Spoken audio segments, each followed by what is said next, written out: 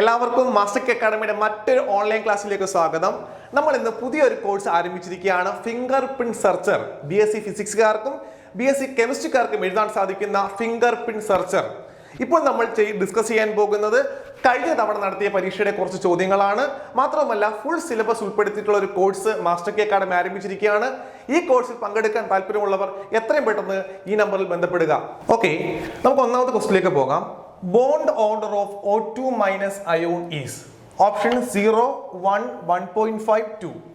ഈ ക്വസ്റ്റ്യൻ നോക്കിയപ്പോൾ മനസ്സിലായ കാര്യം, നമ്മുടെ ക്വാളിഫിക്കേഷൻ ഡിഗ്രി ആണെങ്കിലും +2 ലെവൽ ചോദ്യങ്ങളാണ് ഏറ്റവും കൂടുതൽ ചോദിച്ചേക്കുന്നത്.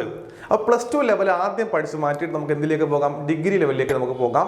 ഡിഗ്രി തന്നെ ഒരുപാട് ഡെപ്തിലേക്ക് പോകേണ്ട ആവശ്യമില്ല. സബ്സിഡറി നമ്മൾ സബിന് പഠിക്കത്തില്ലേ, അതേ കണക്ക്. ഇപ്പം BSc കെമിസ്ട്രിക്കാരാണെങ്കിൽ സബ് ഫിസിക്സ് പഠിക്കുമല്ലോ, ആ സബ് ഫിസിക്സിന്റെ മതി. അപ്പൊ ആ ലെവൽ ചോദ്യങ്ങളാണ് കൂടുതലും ചോദിക്കുന്നത്. നമുക്ക് ഒന്നാമത്തെ ചോദ്യത്തിലേക്ക് പോകാം. ഒരു സിമ്പിൾ ചോദ്യമാണ്.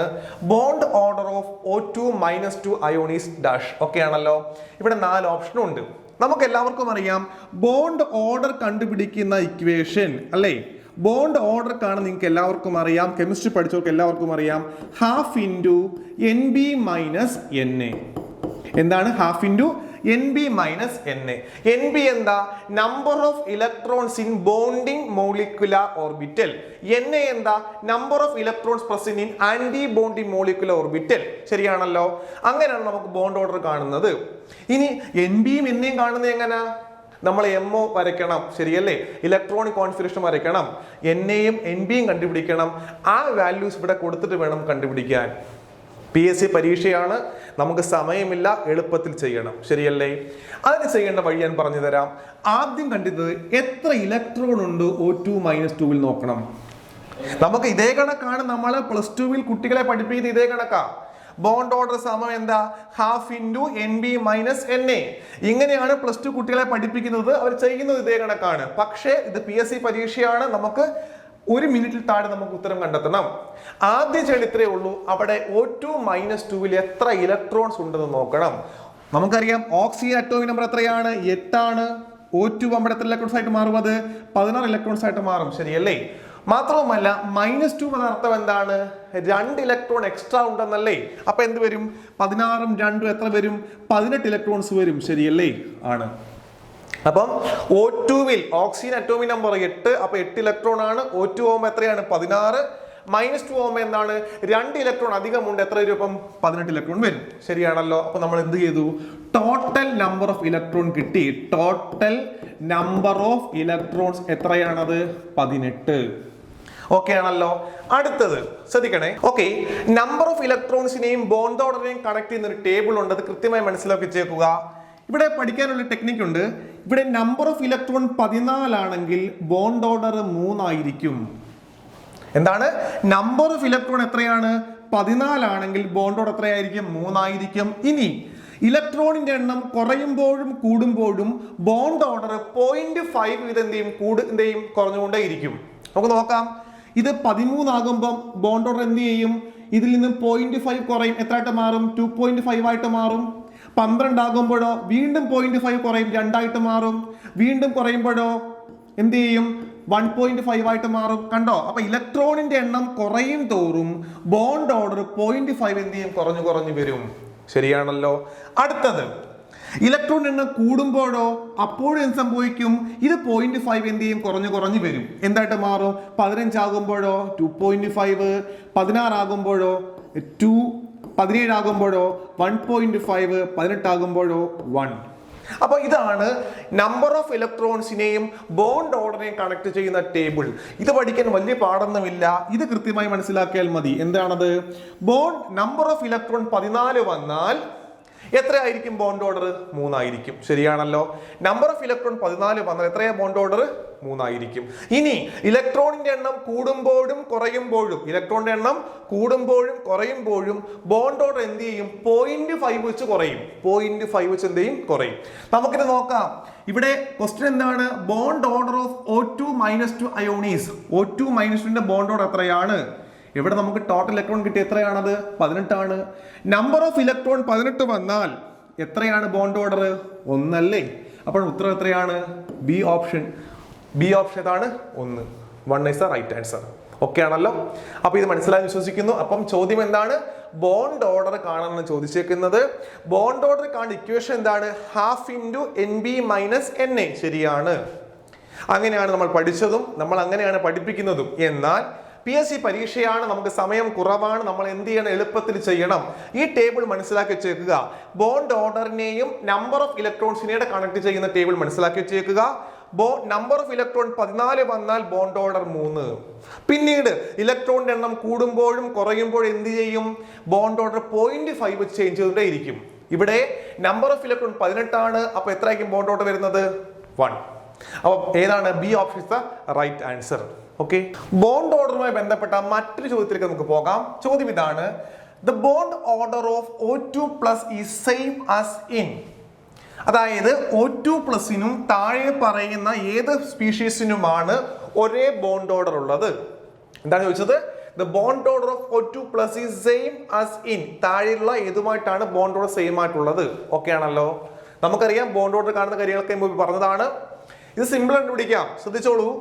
ആദ്യം O2+ന് എത്ര ഇലക്ട്രോൺസ് ഉണ്ടെന്ന് നമുക്ക് നോക്കാം. O2+ന് O2 ആകുമ്പോൾ 16, പ്ലസ് ആകുമ്പോഴോ ഒരു ഇലക്ട്രോൺ കുറയണം. O2 ആകുമ്പോൾ 16, പ്ലസ് ആകുമ്പോൾ എന്താണ്? ഒരു ഇലക്ട്രോൺ കുറയണം. അപ്പൊ എത്രയാണ്? 15. ശരിയാണല്ലോ? ഇവിടെ 15 വന്നാൽ എത്രയാ ബോണ്ട് ഓർഡർ? 2.5. ബോണ്ട് ഓർഡർ പറഞ്ഞത് എത്രയാണ്? നമ്പർ ഓഫ് ഇലക്ട്രോൺ 15 വന്നാൽ എത്രയാ ബോണ്ട് ഓർഡർ? 2.5. ഇനി നമുക്ക് പിന്നെ ഓരോരുത്തരെയും നോക്കാം. 2.5 ബോണ്ട് ഓർഡർ വരുന്നത് ഇതിൽ ആർക്കാണ് നമുക്ക് നോക്കാം. അപ്പൊ അതാണല്ലോ ഉത്തരവായിട്ട് വരുന്നത്. ആദ്യം N2+ നോക്കാം. N2 means nitrogen molecule. Nitrogen atomic number 7, N2 ആകുമ്പോഴോ 14. Plus ആണെങ്കിൽ ഒരു ഇലക്ട്രോൺ കുറയ്ക്കണം. ഒരു പ്ലസ് അല്ലേ ഉള്ളൂ, ഒരു ഇലക്ട്രോൺ കുറയ്ക്കണം. 14-ൽ 1 പോയ എത്ര ഇലക്ട്രോൺസ് ഉണ്ട് അവിടെ? 13 ഇലക്ട്രോൺ. ശരിയാണോ? ഇനി നമ്പർ ഓഫ് ഇലക്ട്രോൺ 13 വന്നാൽ എത്രയാ ബോണ്ട് ഓർഡർ നോക്കാം. നമ്പർ ഓഫ് ഇലക്ട്രോൺ 13, എത്രയാ ബോണ്ട് ഓർഡർ? അതും 2.5 ആണ്. അപ്പം N2+ന്റെയും എത്രയാണ് ബോണ്ട് ഓർഡർ? 2.5 അല്ലേ? നമ്മൾ ഓപ്ഷനിലേക്ക് ക്വസ്റ്റിലേക്ക് ഒന്നുകൂടെ നോക്കാം. ദ ബോണ്ട് ഓർഡർ ഓഫ് O2+നും താഴെ പറയുന്നവയിൽ ഏതിനുമാണ് ഒരേ ബോണ്ട് ഓർഡർ ഉള്ളത്? നമുക്ക് A ഓപ്ഷൻ ചെയ്തപ്പോൾ തന്നെ ഉത്തരം കിട്ടി. രണ്ടുപേർക്കും ഒരേ ബോണ്ട് ഓർഡർ അല്ലേ? 2.5 അല്ലേ കിട്ടിയേക്കുന്നത്? കറക്റ്റ് ആണ്. അപ്പം ഇലക്ട്രോൺ എണ്ണം നോക്കണ്ട, നമ്പർ ഓഫ് ഇലക്ട്രോൺ സെയിം ആണെന്ന് നോക്കണ്ട, ബോണ്ട് ഓർഡർ ആണ് ചോദിച്ചേക്കുന്നത്. അപ്പൊ ഇവിടെ എത്രയാണ് നമ്പർ ഓഫ് ഇലക്ട്രോൺ? 15. എത്ര ബോണ്ട് ഓർഡർ? 2.5.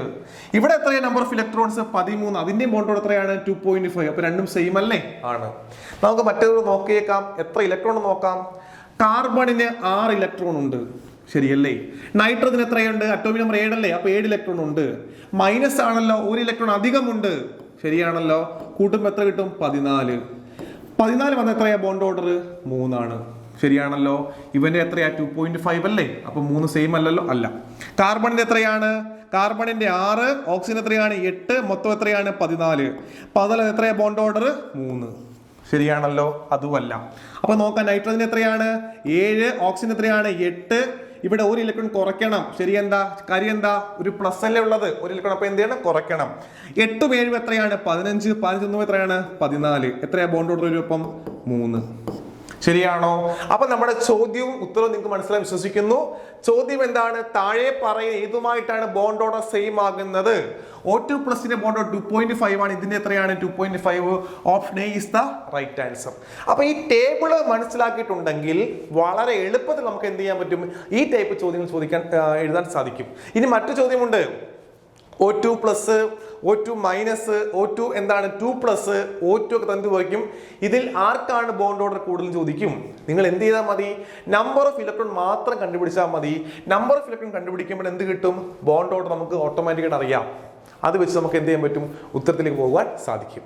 ഓക്കെ, അടുത്ത ചോദ്യത്തിലേക്ക് പോകാം. What will be the value of ΔG when the reaction is spontaneous? ഒരു റിയാക്ഷൻ സ്പോണ്ടേനിയസ് ആകുമ്പം ΔGയുടെ വാല്യൂ എന്തായിരിക്കുമെന്ന് നമുക്ക് നോക്കാം. എന്താ ΔG എന്ന് വെച്ചാല്? ΔG means change in Gibbs free energy. Change in free energy ആണ് എന്ത്? ΔG എന്ന് പറയുന്നത്. ഒരു റിയാക്ഷൻ എപ്പോഴും എന്തോ സ്പോണ്ടേനിയസ് വെച്ച് കഴിഞ്ഞാൽ A reaction occurs without help of an external agency. External ഏജൻസിയുടെ സഹായം ഇല്ല നടക്കുന്ന പ്രോസസ്സിനെ വിളിക്കുന്ന പേരാണെന്ത്? Spontaneous process. വിശദമായിട്ടൊന്നും നമ്മൾ പറയുന്നില്ല. ഈ ക്വസ്റ്റിലേക്ക് നമുക്ക് പോകാം. ഒരു റിയാക്ഷൻ സ്പോണ്ടേനിയസ് ആകണമെങ്കിൽ എക്സ്റ്റേണൽ ഏജൻസിയുടെ ഒന്നും സഹായം ഇല്ലാതെ നടക്കണമെങ്കിൽ ഡെൽറ്റ ജിയുടെ വാല്യൂ എന്തായിരിക്കണം? ഇവിടെ പ്രധാനപ്പെട്ട 3 ഓപ്ഷനുകൾ: ഡെൽറ്റ ജി 0 ആകണം, ഡെൽറ്റ ജി നെഗറ്റീവ് ആകണം, ഡെൽറ്റ ജി എന്താകണം? പോസിറ്റീവ് ആകണം. ഓക്കെ, അറിയാത്തവർ പഠിച്ചോളുക. ഒരു റിയാക്ഷൻ സ്പോണ്ടേനിയസ് ആകണമെങ്കിൽ ഡെൽറ്റ ജി വാല്യൂ എന്തായിരിക്കണം? നെഗറ്റീവ് ആയിരിക്കണം. ഡെൽറ്റ ജി വാല്യൂ എന്തായിരിക്കണം? ഡെൽറ്റ ജി വാല്യൂ എന്തായിരിക്കണം? നെഗറ്റീവ് ആയിരിക്കണം. അപ്പോൾ ഒരു റിയാക്ഷൻ സ്പോണ്ടേനിയസ് ആകണമെങ്കിൽ ഡെൽറ്റ ജി വാല്യൂ എന്തായിരിക്കണം? നെഗറ്റീവ് ആയിരിക്കണം. അപ്പോൾ പോസിറ്റീവ് ആണെങ്കിലോ നോൺ സ്പോണ്ടേനിയസ്. അപ്പം നെഗറ്റീവ് ആണെങ്കിൽ സ്പോണ്ടേനിയസ്, പോസിറ്റീവ് ആണ് എന്തായിരിക്കും? Non spontaneous. അപ്പൊ 0 ആണെങ്കിലോ the reaction is at equilibrium. എന്താണ്? റിയാക്ഷൻ എന്തായിരിക്കും? ഇക്വിലിബ്രിയം ആയിരിക്കും. അപ്പൊ ഇനി പരീക്ഷയ്ക്ക് ചോദിക്കാം, ഒരു റിയാക്ഷൻ ഇക്വിലിബ്രിയം ആണ്, ഡെൽറ്റ ജി വാല്യൂ എത്രയായിരിക്കും? ഉത്തരം എന്താണ്? 0 ആണ്. ഓക്കെ, അപ്പൊ ഇത് മുൻവർഷ ചോദ്യമാണ്. ഇതേ പാറ്റേൺ ചോദ്യങ്ങൾ ആവർത്തിക്കാം. ഇത് കണ്ടുപിടിക്കാൻ ഒരുപാട് സമയം ഒന്നും വേണ്ട. നിങ്ങൾ കൃത്യമായി പഠിക്കുക. ഒരു റിയാക്ഷൻ സ്പോണ്ടേനിയസ് ആകണമെങ്കിൽ എക്സ്റ്റേണൽ ഏജൻസിയുടെ സഹായം ഇല്ല നടക്കണമെങ്കിൽ ഡെൽറ്റ ജി വാല്യൂ എന്തായിരിക്കണം? നെഗറ്റീവ് ആയിരിക്കണം. കൂടെ പഠിക്കണം, ഡെൽറ്റ ജി പോസിറ്റീവ് ആണെങ്കിൽ എന്തായിരിക്കും? പോസിറ്റീവ് ഇതാണ്, നോൺ സ്പോണ്ടേനിയസ് ആയിരിക്കും. 0 ആണെങ്കിൽ റിയാക്ഷൻ എന്തായിരിക്കും? ഇക്വിലിബ്രിയം ആയിരിക്കും. ഓക്കെ ആണല്ലോ? അടുത്ത ചോദ്യം നോക്കാം. ഓക്കെ, മറ്റു ചോദ്യത്തിലേക്ക് പോകാം. സൊല്യൂഷൻ ചാപ്റ്ററിലെ ഒരു പ്രോബ്ലം ആണ്. The boiling point of 0.25 molar solution of glucose molar mass 180 in water is 101.3 degree Celsius. The molar elevation constant of water അതാണ് കാണേണ്ടത്.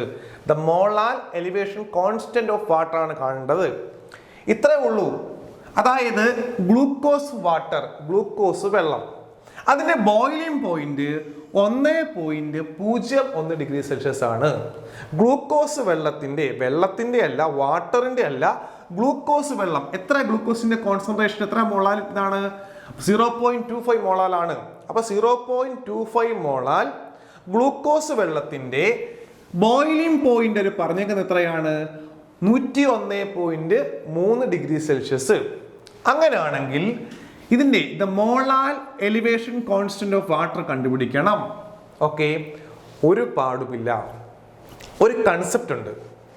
ഒരു പ്യുവർ സോൾവെന്റിലേക്ക് വിശദമായിട്ടൊന്നും ഞാൻ പറയുന്നില്ല, എക്സാം ഡിസ്കഷൻ ആയതുകൊണ്ട്, ക്വസ്റ്റ്യൻ പേപ്പർ ഡിസ്കഷൻ ആയതുകൊണ്ട് പ്രധാനപ്പെട്ട 1-2 കാര്യങ്ങൾ മാത്രമേ നമ്മൾ ചർച്ച ചെയ്യുന്നുള്ളൂ.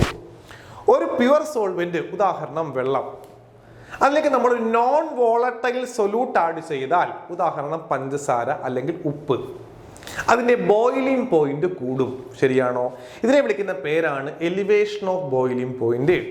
എന്താ ഞാൻ പറഞ്ഞത്?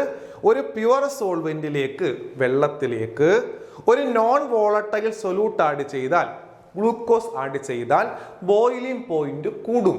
അതിനെ വിളിക്കുന്ന പേരാണെന്ത്? Elevation of boiling point. ഇനി ആ എലിവേഷൻ ഓഫ് ബോയിലിംഗ് പോയിന്റ്, എന്തുമാത്രം ബോയിലിംഗ് പോയിന്റ് കൂടി, അത് കണ്ടുപിടിക്കുന്ന ഒരു ഇക്വേഷൻ ആണ് ഡെൽറ്റ ടി ബി സമം K B into M, molality ആയിട്ടുള്ള എം. എന്താ ഞാൻ പറഞ്ഞത്? ഒരു പ്യുവർ സോൾവെന്റിലേക്ക് നോൺ വോളട്ടൈൽ സൊല്യൂട്ട് ആഡ് ചെയ്താൽ ബോയിലിംഗ് പോയിന്റ് കൂടും. ശരിയാണോ? എത്ര കൂടി എന്ന് കണ്ടുപിടിക്കുക എന്താണ്? ഡെൽറ്റ ടി ബി സമം കെ ബി ഗുണം എം. ശരിയാണോ? ഈ കൺസെപ്റ്റ് നിങ്ങൾക്കറിയാമെങ്കിൽ ഒരൊറ്റ മിനിറ്റ് മതി നിങ്ങൾക്ക് ഈ പ്രോബ്ലം ചെയ്യാൻ. ഈ കൺസെപ്റ്റ് അറിയാമെങ്കിൽ നിങ്ങൾക്ക് 1 മിനിറ്റ് മതി ഈ പ്രോബ്ലത്തിലേക്ക് ഉത്തരം കണ്ടെത്താനേ. ഡെൽറ്റ ടി ബി സമയം എന്താ? K B into M. എന്തോ delta T B? Change in boiling point അല്ലേ? അതായത് ഇവിടെ വെള്ളവും ഗ്ലൂക്കോസ് വെള്ളവും അല്ലേ? നമുക്ക് എല്ലാവർക്കും 8ാം ക്ലാസ് പോലെ കുട്ടികൾക്ക് അറിയാം വെള്ളത്തിന്റെ ബോയിലിംഗ് പോയിന്റ് വാട്ടറിന്റെ എത്രയാ? 100 ഡിഗ്രി സെൽഷ്യസ്. എല്ലാവർക്കും അറിയാം വെള്ളത്തിന്റെ ബോയിലിംഗ് പോയിന്റ് എല്ലാവർക്കും അറിയാം എത്രയാണ്? 100 ഡിഗ്രി സെൽഷ്യസ്. ഗ്ലൂക്കോസ് വെള്ളത്തിന്റെ ബോയിലിംഗ് പോയിന്റ് തന്നിട്ടുണ്ട്. എത്രയാണത്? ഗ്ലൂക്കോസ് വാട്ടറിന്റെ എത്രയാ?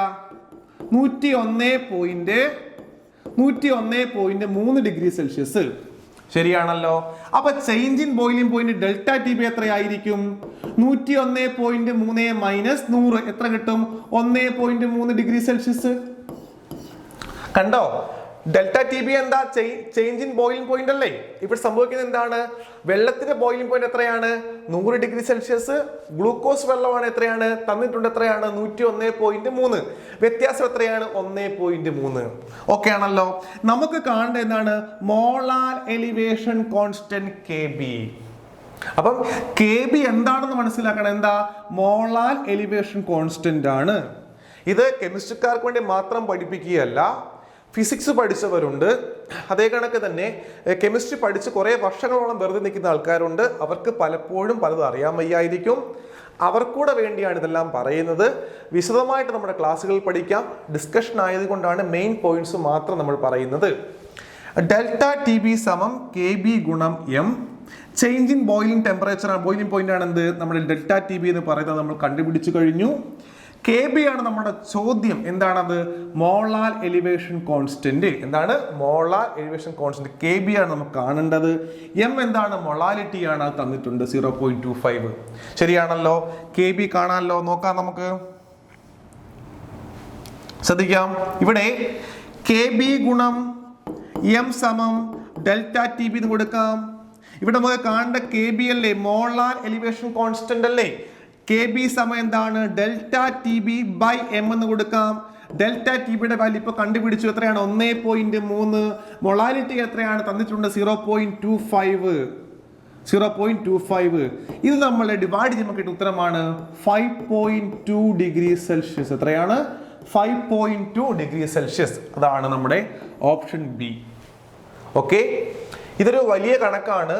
സൊല്യൂഷൻ ചാപ്റ്ററിൽ വരുന്ന ഒരു കണക്കാണിത്. സൊല്യൂഷനിലെ കോളിഗേറ്റീവ് പ്രോപ്പർട്ടി എന്ന് പറയുന്ന ആ ടോപ്പിക്കിൽ വരുന്ന പ്രോബ്ലം ആണിത്. വളരെ സിമ്പിൾ ആയിട്ടുള്ള കാര്യമാണ്. നിങ്ങൾ ഈ ഒരു കൺസെപ്റ്റ് ആദ്യം മനസ്സിലാക്കണം.